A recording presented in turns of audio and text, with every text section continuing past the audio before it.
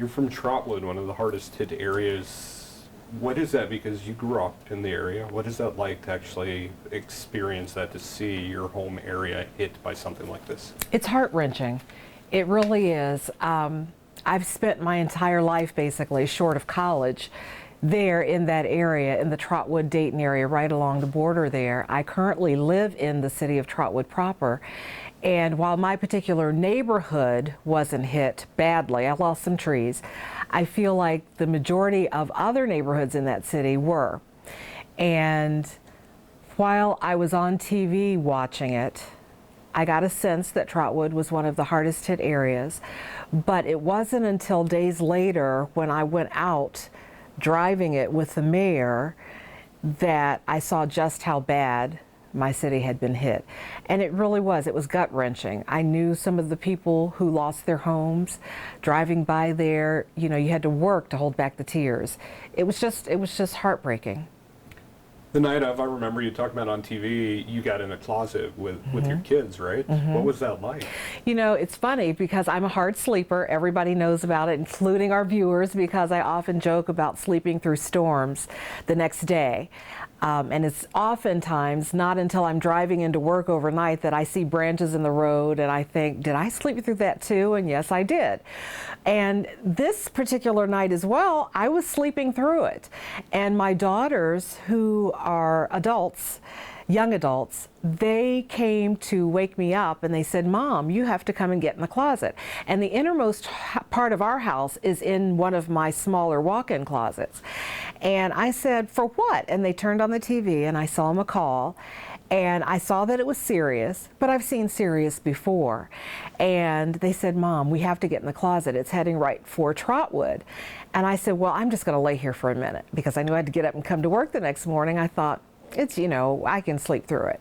And when she said, Trotwood needs to take cover now, I sat up in the bed and then I heard this huge gush of wind, something I've never heard before. And I've heard heavy wind, and I know that I have a lot of trees in my backyard, so I've heard the trees whipping before, but I've never heard anything like this. So I popped out of bed and I went and got in the closet too.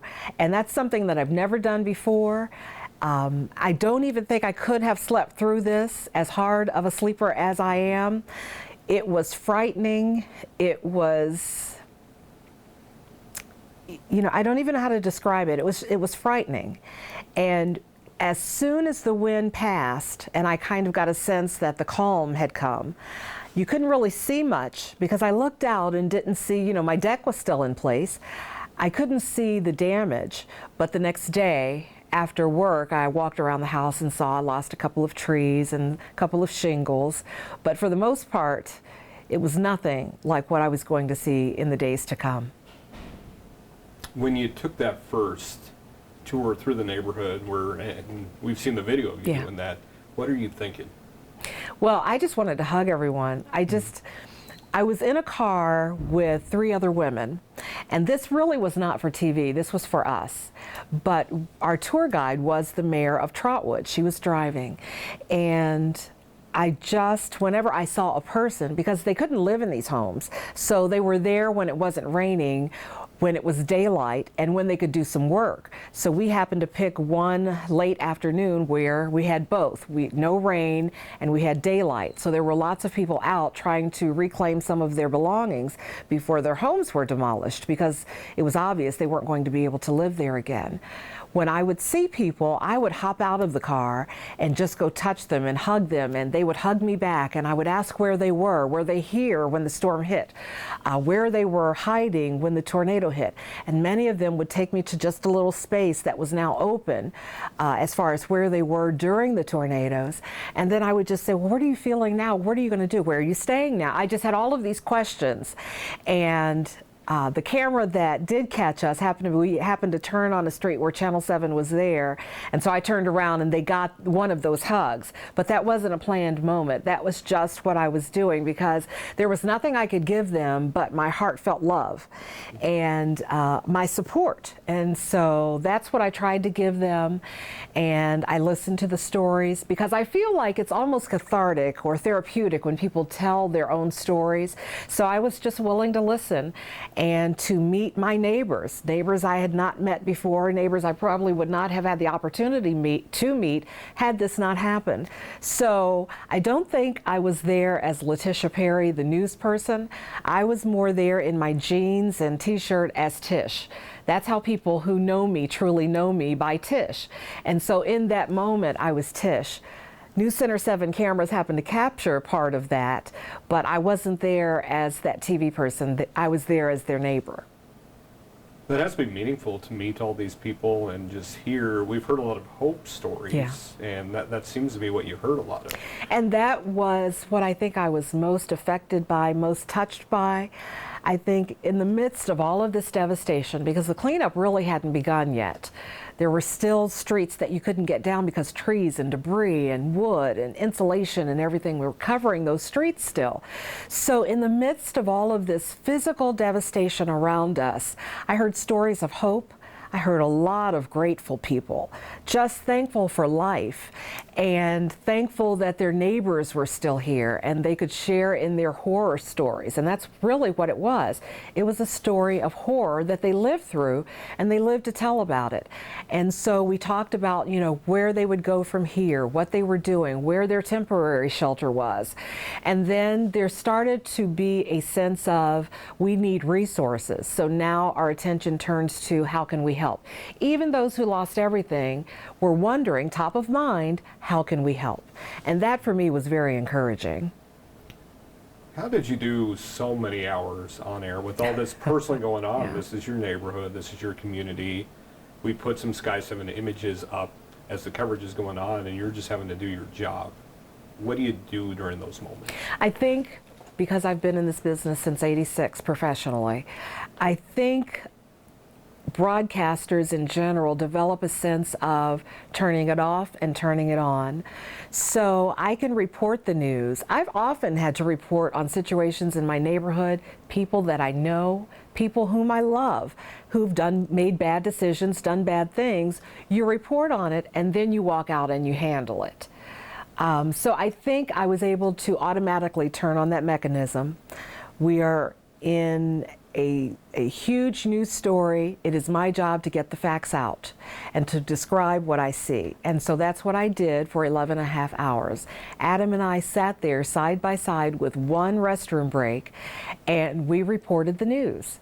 And we were getting bits and pieces of new information. We were able to speak with some of the officials who were affected on the air by way of telephone interviews. So we were in the midst of doing our jobs, much like 9/11, much like anything else that we've covered for extensive periods of time, historic news events, things that we know have changed lives. We turn it on and we report the news. We want to keep you safe. We want to get the information out, and that's what we did. We went into news mode. Now, when I got home and I could decompress, it's then the emotions start to come up. And so you have private time to handle those emotions and prepare for the next day of delivering news. When you were watching things, I've had these moments where these huge stories happen and you're watching it real time and you don't know what that video is going to be because it's a developing moment. As much as you're in that mode, did you have a pause every now and then, 11 and a half hours of covering this? I did. I remember the first time we showed Hera Arena, and fortunately we were showing the Sky 7 video because you couldn't see my face. I could talk over it, and I've developed again the skill of not allowing my voice to quiver, you know, still reporting the news. But if you could have seen my face, I just was heartbroken. I mean, my first concert was at the Hera Arena. I've since attended many concerts since then. I've taken my kids to their first Disney on Ice at Hera Arena. And then to see this devastation, it was just heartbreaking. And the fact, you know, I knew that it was closed. I knew it was in the midst of a potential sale. I learned how to drive in that parking lot. My children learned how to drive in that parking lot. That was home for me. And it was like seeing part of my home, part of my upbringing destroyed. And again, I saw it on the news. We continued to show it. I continued to talk over it. But it really wasn't until several days later that I drove by, and I drove on the side of Hera Arena that we weren't showing. You couldn't see from up top from our Sky 7 view. I drove around there, and when you could see straight through it, I, became emotional again. Where do you think, being here for so long, this community goes? I think we go up. I think we move forward. We've done it before, we'll do it again. I think that this is a very resilient community filled with lots of love. I think we have our issues, but what city doesn't? I think this is one of the problems that we were selected to deal with because God knew that we could. So I think we will go forward, we will build again, we'll be newer, shinier, brighter, newer, better in days to come. I think that actually it's going to take more than days, more than a few weeks, more than several months. It will take years, but we will be better because of it. What words have you heard as you toured Trotwood that instill that sense in you? War zone but. Looks like a dollhouse but God. The word but continues to come out of everyone's mouth, and that suggests to me that despite this, there is something on the other side of that conjunction. So the word but means that yes, we are dealing with this, but in days to come, in weeks to come, in years to come, we'll be better. We've heard so many thank yous. I'm sure you've heard that Yes. out there. What do you think about that? I just think it's awesome. I was in church on Sunday. This is almost a week after the tornadoes hit.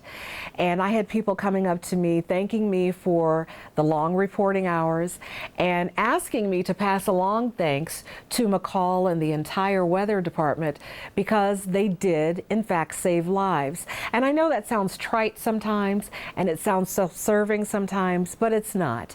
They literally saved lives because the people who were watching and were warned were able to get to their safe place. Some folks, had they not been watching, would not have been able to get to a safe place, and our fatalities would have been higher. So just passing along the thanks, I've tried to do that as many times as it's been given to me to pass along, but I don't think you can say it enough. We're all thankful just to have another chance to start over. To those who have not had the chance to drive through Trotwood like you have, do you really get a sense, wow, nobody died here? Yes, because I've heard it described as a war zone, and while I've never been to a war-torn area, when you just see remnants of a big, beautiful home. There was a home I used to love to drive by. In fact, I remember when it was built on Denlinger, right near Friendship Village, the nursing home there, or the retirement home. And when I drove by there and saw what was left of that home, which was literally just a little bit, not enough, barely standing, I'll say that. I remember when this home was built, I remember every time I drove by that home, I just admired it. Even though it's more than 20 years old, I still admired it. It had red shingles, I'll never forget.